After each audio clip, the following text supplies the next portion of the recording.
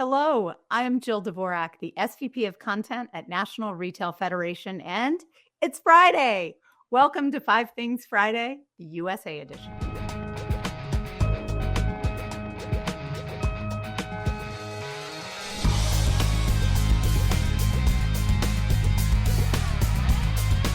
Hey, Jill. Hello. Hello, Alex. Great to see you.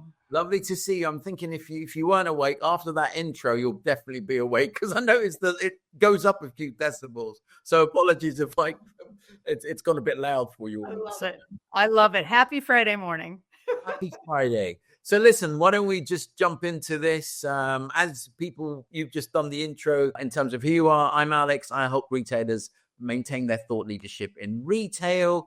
And the founder of the Retail Podcast. And it gives me great pleasure to do a show focused on almost the big show. But anyway, let's just get straight into it and talk about you guys for some exclusive reveals. Exactly. Without being too self-promotional, one of the things I looked at this week is, Zalando. They are doing incredibly well. And excited for them, but also excited for us because we have them speaking at our show in Europe in September.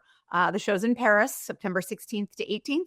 And we have the general manager of the European region of Western Europe, Laura Tolando. And she'll be there talking about just how they're growing, how they're doing so well. They just extended their whole year guidance to even be higher than it was coming out of Q2. And then we'll follow up. And in January, we're having them again at Big Show. So, we're trying to kind of chase some of these stories just to really understand how they're growing so well, why they're growing so well, and obviously have retailers learn from that. So if I'm a US listener right now going, who are Zalando? What do they do? It's interesting. They are the largest fulfillment infrastructure for the European market. They're out of Germany.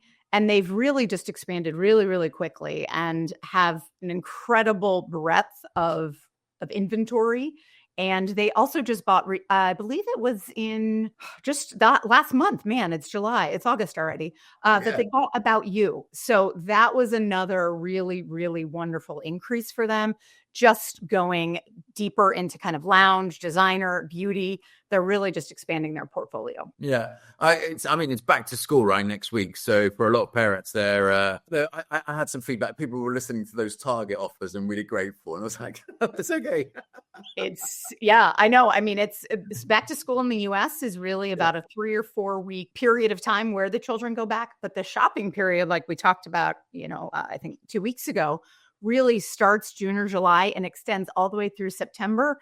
And just because you're done shopping once doesn't mean that everything is bought, especially if you're in those college or kind of high school years where you have to keep making some electronic purchases, dorm room purchases, et cetera. So it extends that season a bit. Yeah, this is just this isn't one of our things, but Bath and Beyond, actually, they're going to open up. I can't remember exactly how many. I think it's like 300 stores in college campuses taking Target's lead. Because I remember Target were one of the first. But anyway, that's not one of our things. So I'm just it's just when you mentioned that, I was like, I'm sure Bath and Beyond are going for Bath and Beyond. I know. They're amazing. And they're bringing back their baby brand, Bye Bye Baby, which when I was a new mom, there were so few places that you could go get baby items. So I'm so glad to see that brand kind of back and and going after the younger shoppers, right? They get them while they're at university. So we've talked about the creator economy. We've talked about influencers and inspiration online in e-commerce is really, really difficult. And we've also talked about how AI agents or AI platforms like Perplexity will go straight to the product page as opposed to taking you through, hypothetically a jeans e-commerce website. You'll just go through. So then in this new era where AI is circumventing the e-commerce website, how do you as a brand create, inspire, delight, and ultimately provide inspirational shopping experiences? Here's a wonderful example. For me, I see sort of a glimpse of the future of retail. They're called ShopMy. They're based in the US and they're curator-led shopping experiences. And by that, I mean, you basically go onto their website, you choose and you could extract all of your Instagram people that you follow into the website. So it can be linked into your social media. But more importantly, this is for shopping. And so when I was looking for, fashion or, how do I stay trendy? I was looking for the most, trendy people that would inspire me. And it's exactly what I'm doing on TikTok anyway. I'm looking for those beautiful people or men who are like me or younger that I want to emulate or be like. And then I was super curious of what they're doing. And so you basically choose your circle. They're called circles. And you've got brands on here as well. And ultimately, it then serves up inspiration based on the people that you follow. So in my mind, this is human-led inspiration. Still goes to the buy page. So I saw that Gap, for example, one of their jean shirts was trending as, a great, let me see if I can get here we go. So here's, I'm following 4 curators. If I go, love him. I didn't even know who this guy was. Is he famous? Oh, he's Justin Anderson. He's Kristen Cavallari's stylist, hair. Maybe not. Sort of cool dude. Oh yeah, he's her hairstylist best friend. He's on her show. He's great. Oh, fantastic. Okay, well, yeah, you obviously got great taste. Obviously. And so I can obviously, this is all the things that he's like, but I could then whittle down. So for example, men's shirt here, and then go further down and then get my look, right? All of a sudden you'll see me appear in Paris and you go, my God, Alex, you look fabulous. And I'm like, thank you. It's all down to my new curators. It's all due to my personal shopper. Yeah, exactly. I've seen a few ideas like this. I saw a company called Daydream, born out of Julie Bornstein. She, a serial entrepreneur. I think she was chief marketing at Sephora for a while, then was, I think, chief operating at Stitch Fix. She's done lots of these kind of AI technology companies. And so she has one, it's very similar. It's an AI powered search for fashion shopping. I believe they're still in beta, but they're backed by, Forerunner, Google Ventures, all sorts. But it's a really interesting inspiration led to get you into a fashion, whether it's a circle, things like that. And it's very, it's very visually driven, personalized, and again, takes you deeper into that journey where you don't have to search. So we could do a whole show on GEO, on generative engine optimization. But again, I mean, it's countless inventory for the shopper, right? Yeah. It might be multiple places that I'd be shopping at. But again, it's bringing together a look across multiple retailers and, creating something for you that's aspirational. I think so. And I think I love the fact that my Instagram feed or my TikTok feed is shoppable. But then it becomes a bit, if I am looking for something, instead of going to the store or going onto Amazon or going onto one of the marketplaces, where can I go for inspiration? So I think my instincts are not always right. I sometimes need help. Yeah, it's like, I need help a lot of the times. And to be fair, it's like, the old days we used to have magazines that you would flick through and get inspiration. In my mind, what better way of bringing your Instagram feed and making it more shoppable. Yeah. So the other, sticking with the sort of influencer creator-led, is this phenomenal job that Hailey Bieber has done with Rhode. They sold it earlier this year for $1 billion. But now this is a fantastic example of maybe what we're going to see as the future of beauty, with Rhode coming into, so a DTC brand coming into physical. And obviously Rhode have done a phenomenal job by themselves anyway, with all of their activations. And it just feels like this is another brand going from strength to strength. Yeah, it is. And they were bought obviously by E.L.F, eyes, lips, face. And pretty much everything E.L.F touches turns to gold, or, their marketing campaigns are unbelievable. Their activations, their collabs, they really do it well and do it right. They've maintained their low prices across the board. We've talked about that. They live their values, as executives that work there, and seeing this purchase and watching them kind of have it still be a standalone brand was really interesting to me. I wasn't sure what they were going to do with it, but it's unbelievable how well they've done in this market where, there's a lipstick index. I don't know if you've heard about this, right? Where, as the economy is, up and down in different places, one of the kind of final, indicators is, are women still buying higher end lipstick. Like that's one of the things that's like one of the last things to go. Yeah. And it's, I'm certainly no economist, so please look it up, listeners. I by no means explain anything more than that, but it's a really interesting trend. And so beauty is always kind of looked at as being one of those, whether it's a lagging indicator or a leading indicator. I think it's lagging. Yeah, I think so. I think it used to be Big Macs, right? In terms of it was the Big Mac index. We've gone from burgers to lipstick, which is a fantastic sign of the two time. Definitely don't go together. So Yeah, I know. But moving on, there's some lovely research that I think highlights a trend that you and I have both spoken about, and that is, and I have to be brutally honest, in Europe, I feel we're ahead of the game, right?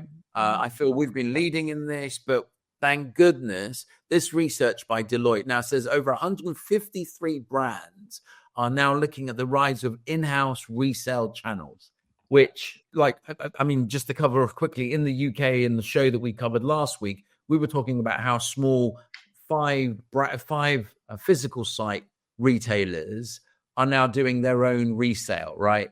But this is a sort of a grand scale, which is what's been missing, in my mind, from the industry in the US. Oh, yeah. I mean, no doubt we are behind. I mean, both in terms of, advancement, but also from a regulation standpoint, the US really hasn't had many laws in this. We've had very strict kind of recycling laws on certain categories like paint, mattresses, electronics, but it really hasn't been much broader than a lot of those. Now, California, usually the first with many, many of these laws. There's a law called SB 707 that's coming in the fall, and likely other states could quickly follow. What SB 707 is it's really about any textile. So that's any piece of fabric, furniture, clothing, even, pieces of belts, etc. And there is going to be a very, very strict recycling and or refurbishing part of the chain that now has to occur, or there'll be major fines. So It doesn't mean that you're headquartered in California. It means you sell or distribute or have a store in California. So that is a major, major change. So NRF is trying to help in a couple of different ways. One, there is a PRO, a producer responsibility organization that we're putting together for the industry, for retailers to join up. And of course, you can reach out to NRF, reach out to my buddy, Scott Case. It's CASES. Okay, I'll put it in the show notes. Yeah, that'd be great. And we can kind of help get retailers on board because many are just like flummoxed of what to do. Yeah. The other piece is, the reverse and the reverse logistics and kind of the return process is a huge cost center right now for all retailers and resellers. So NRF a couple years ago had bought Reverse Logistics Association. What we're doing this year at the Big Show is we're combining the efforts of those two organizations, and we're having a standalone at NRF Big Show in January called NRF Rev. It's reverse, it's revenue, it's all of the things. Once a purchase is completed, then what do you do? Yeah. So it's twofold. It's looking at what can you control right now. The front end with tariffs is crazy and bananas and impossible to, it's a moving target every day. Yeah. There's a law going into effect, any day this week. But what you can control is looking at the back end of the business and looking at every time somebody at your company touches or looks at a product, it's a cost. So looking at streamlining those processes, reselling, recycling, any of those pieces are a way to turn some of those costs into revenue. So we're really kind of doubling down on educating retailers about what they can do. Phenomenal speakers, IKEA, Ralph Lauren, North Face, many more to come. But that's a big, big play right now in the States, to your point, and something we have to get better at. I love that because I think what that enables US retailers specifically to do is to sell into the European market. Why? Because we're launching, I know the UK is not part of Europe, but I speak as a European because I'm based in Europe. But anyhow, we are launching the European Commission has fast forwarded their product passports, which is very similar to what you're saying, i.e., Where do the materials come from that you've built the product? How do you, at the end of life of that product, what happens to that product? So every product ends up with its own passport that then hopefully makes it far more environmentally friendly. And more importantly, obviously what they're combating is the massive Chinese influx. Now that you guys have put the tariffs on them, all of those products are now coming to Europe. And so what they're trying to do is sort of expedite that product passport. There's 3 other measures, but we're not going to talk about them. Makes a lot of sense. But basically there's 3 other things that they're doing that falls underneath this category. But anyway, so super interesting. And it's about time that we see this in terms of stopping stuff going to landfill and making it keep that circle bigger and longer to hopefully distribute as many products as possible.